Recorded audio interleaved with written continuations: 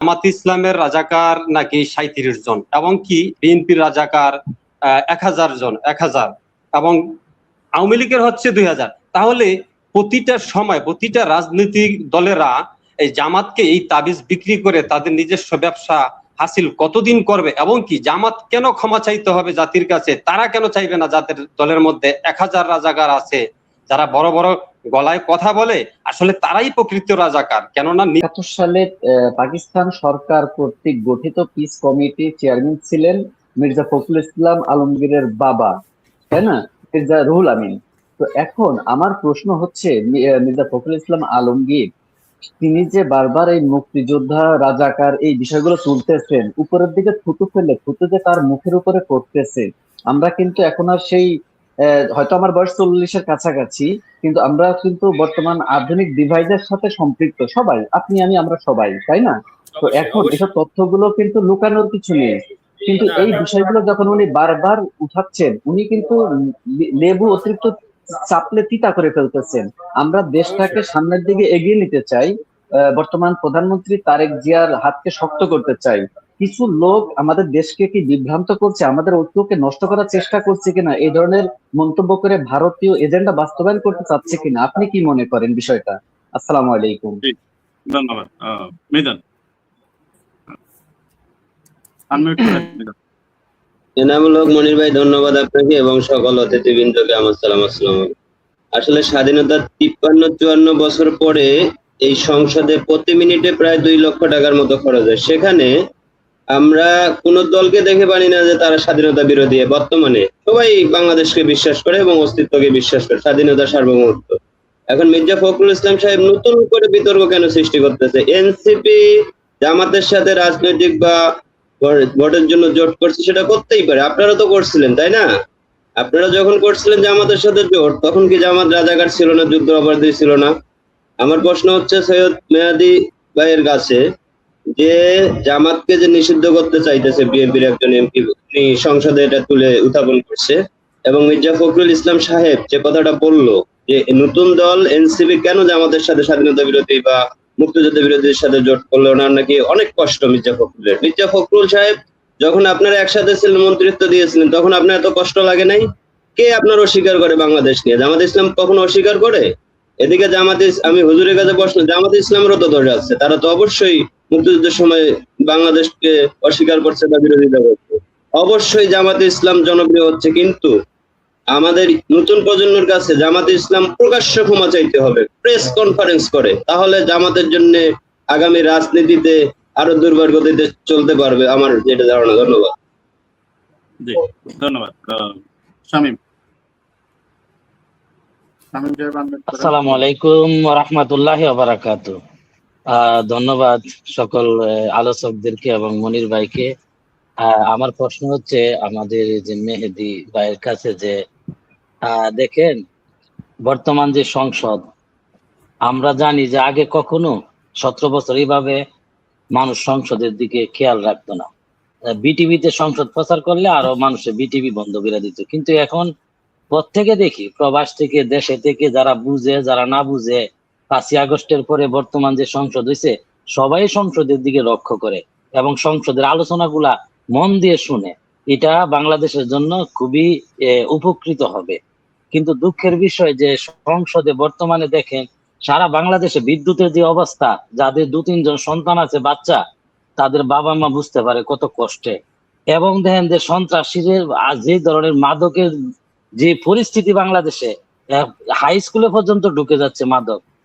তারপরে দেন শিশুদেরকে হত্যা করা, বিভিন্ন ভাবে দেশের যে পরিস্থিতি, এইগুলা জিনিস নিয়ে সংসদে আলোচনা না করে একজন ভদ্র মানুষ, যাকে আমরা সবসময় ভদ্র জানতাম, ফখরুল ইসলাম আলমগীর স্যার, উনি হঠাৎ করে কিছুদিন পরে পরে একটা সুর তুলেন জামাত ইসলাম 71-এর যুদ্ধ অপরাধী। আর এই কি আশ্চর্য কথা!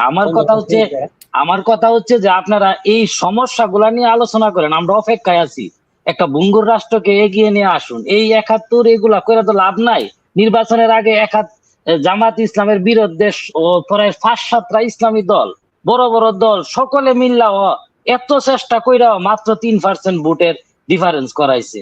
কিন্তু এত বুঝার দরকার যে এইগুলা মানুষে খানা, এখন খানা মানুষে, এখন মানুষ চাইতেছে দেশ উন্নত হোক, সারা পৃথিবী গুলবালের যুগে এগিয়ে যাচ্ছে, আর তারা কি করে সংসদে গিয়া ওই পুরান কথা তুই রাজাকার রাজাকার ছিলে এগুলা নিয়ে করে আলোচনা? এগুলা কি মানুষে এগুলা তো পিছনে ফালাই দিয়ে বিভিন্ন বিশ্ববিদ্যালয় এগিয়ে যাচ্ছে। ইসলামী ছাত্র শিবির শত বাধার পরও বামপন্থী বিভিন্ন ধরনের সংগঠন আলহামদুলিল্লাহ তারা এগিয়ে যাচ্ছে। আমরা চাই আমাদের সংসদরা দেশের জন্য কাজ করুক, এগুলা একটা সাধারণভাবে একটা সমাধান করুক, আমরা যেন শান্তি পাই, আমরা যেন প্রবাস থেকে যেন চিন্তা মুক্ত থাকতে পারি আমাদের সন্তানদেরকে নিয়ে। আল্লাহ সবাইকে ভালো এবং সুস্থ রাখুক। ধন্যবাদ সবাইকে। ধন্যবাদ, ধন্যবাদ। চমৎকার কথা বলছেন, খুব সুন্দর কথা, সবাই খুব সুন্দর কথা বলছে।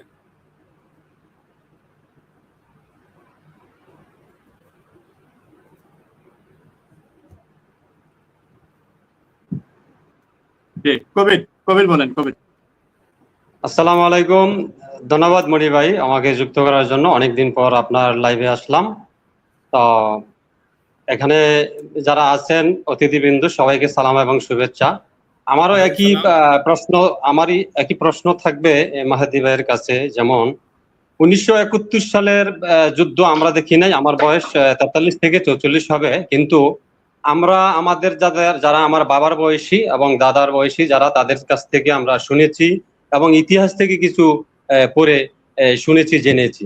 তো 1971 সালের যুদ্ধে যে রাজাকার বলতেছে, আমরা যেই চার্টে পাইলাম জামাত ইসলামের রাজাকার নাকি 37 জন, এবং কি বিএনপির রাজাকার 1000 জন, 1000, এবং আওয়ামী লীগের হচ্ছে 2000। তাহলে প্রতিটা সময় প্রতিটা রাজনৈতিক দলেরা এই জামাতকে এই তাবিজ বিক্রি করে তাদের নিজস্ব ব্যবসা হাসিল কতদিন করবে, এবং কি জামাত কেন ক্ষমা চাইতে হবে জাতির কাছে? তারা কেন চাইবে না? যাদের দলের মধ্যে 1000 রাজাকার আছে, যারা বড় বড় গলায় কথা বলে, আসলে তারাই প্রকৃত রাজাকার। কেননা নিজের সত্যিকারের যদি হয়ে থাকে, নিজের মন শক্ত থাকলে কেউই ফেসবুকে এসে এবং বড় বড় গলায় মিটিং মিছিলে বলে না আমি সৎ, আমি সৎ। আপনি সৎ হলে জনগণ দেখবে, আপনি ভালো কাজ করলে জনগণ দেখবে। কথাই নয়, আমি কাজে বিশ্বাসী, আপনার কাজে কর্মে দেখান। আসলে তারাই রাজাকার যারা বড় বড় কথা বলে। ধন্যবাদ সবাইকে, ভালো থাকবেন। ধন্যবাদ, চমৎকার। হারুন সাহেব। আসসালামু আলাইকুম। আমি প্রশ্ন করতেছিলাম মাহাদি ভাইয়ের কাছে। আমার প্রশ্ন হচ্ছে, মির্জা ফখরুল বলে 71-এর জন্য জামাতকে ক্ষমা চাইতে হবে। তো এখন আমার প্রশ্ন হচ্ছে, মির্জা ফখরুল যখন ওনারা বিএনপি যখন ক্ষমতা আসছে, তো ওনারা তো 24শে জুলাইকে অস্বীকার করে, তো তার জন্য তো ওনাদেরকে ক্ষমা চাওয়া উচিত কিনা, আমি এটা জানতে চাচ্ছিলাম মেহেদী ভাইয়ের কাছে। আমার প্রথম প্রশ্ন। দ্বিতীয় প্রশ্ন, মির্জা ফখরুল বিএনপি যখন আওয়ামী লীগ সরকার ক্ষমতা ছিল, উনি তো আওয়ামী লীগের সকল সুযোগ সুবিধা ভোগ করেছে, দলের সবকিছু উনি আওয়ামী লীগের কাছে প্রকাশ করতো, এবং কি আওয়ামী লীগের দালাল হিসেবে কাজ করেছে উনি। তো ওনার হিসেবে এখন এই কথাগুলি বলে কি উনি আওয়ামী লীগকে পুনর্বাসন করার জন্য? এটা এই প্রশ্ন, দুইটা প্রশ্ন আমার মেহেদী ভাইয়ের কাছে। ধন্যবাদ। ধন্যবাদ। মামুন। বিসমিল্লাহির রহমানির রহিম। সম্মানিত, আসলে আমাদের মেনে নেওয়ার মানসিকতা নাই মনির ভাই। আমরা সংসদে 77 জন সংসদ সদস্য। এটা, হ্যালো ভাই, শোনা যাচ্ছে?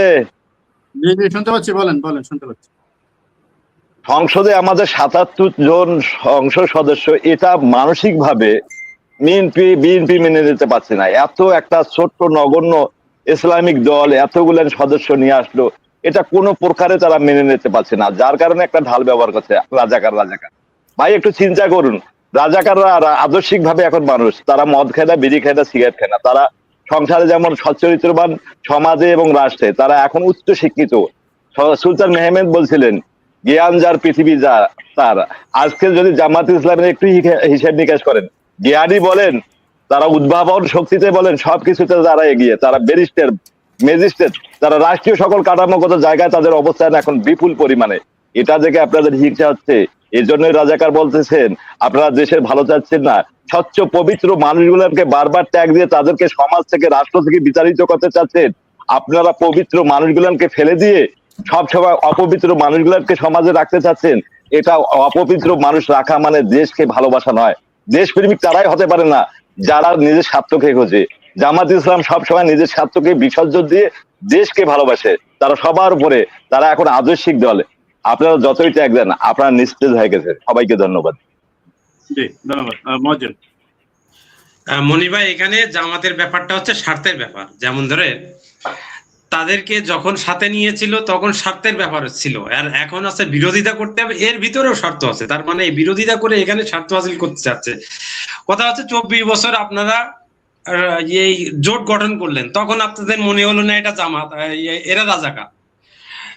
এই শহীদ জিয়া তাকে জামাতকে পুনর্বাসন করলো, বেগম জিয়া পুনর্বাসন করলো। এই 91 সালে আপনারা ক্ষমতা যাইতে পারছিলেন না। জামাত যদি জোট না দিত, যদি আপনাদের সাথে এই আসন না দিত, তাহলে আপনারা কিন্তু 91 সালে যেতে পারতেন না। 2001 সালেও আপনারা তাই করেছেন। কিন্তু আপনারা মানে এত বড় বেঈমান যে বলার মতো না। যে আজকে একটা জিনিস দেখেন, যদি এই আওয়ামী লীগ না পালাতো, যদি সঠিকভাবে নির্বাচনটা হতো, তাহলে এই আওয়ামী লীগ স্টেটই থাকলে এই বিএনপি আবার জামাতের পায়ে ধরতো যে আমাদের সাথে জোট করেন। এইটাই হচ্ছে চরিত্র। তার মানে যখন আমার সুবিধা হবে তখন আমি কাছে যাব, এইটাই হচ্ছে ব্যাপার। এই কথা হচ্ছে যে আমাদের সংসদে জিনিসপত্রের দাম, তার তেলের দাম, তারপরে বিদ্যুতের দাম, গ্যাসের দাম আকাশ ছোঁয়া, এই সবগুলো আলোচনা না করে ওই আজারে পেশাল আপনারা পারতেছেন কেন ভাই? এই যে পেশাল গুলো পারতেছেন না, 3.5 লাখ টাকা 1 মিনিটে খরচ হয় সংসদে। আপনাদের এইসব আজারি পেশাল পারতে হয়েছে কেউ?